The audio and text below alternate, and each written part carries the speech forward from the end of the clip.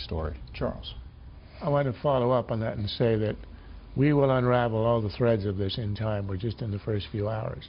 But I think it's worth noting what we do know. This is the end of a career of a truly great American.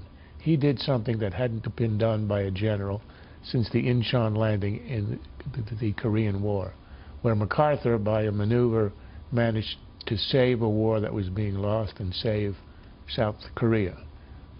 No one had done anything like that until Petraeus did that in 2007 and 8.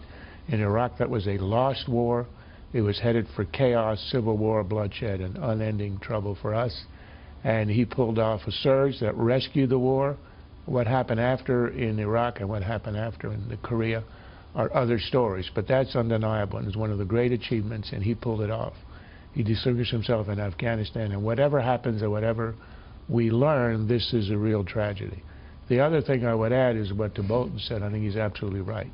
There is no way that this is going to get in the way of the Benghazi story coming out. And in an odd way, and sort of a discouraging way, now that the story is attached to a sex scandal, it will become a story that will be pursued by the media as were not pursued before. They were holding off, I think, to protect Obama before, and also perhaps out of a lack of interest. But just given the nature of our journalism, it will now become the hottest story around, and you can be sure that even the mainstream papers, which did not show any interest whatsoever in this story up to and into the election, are going to get on it and now, and it will unravel.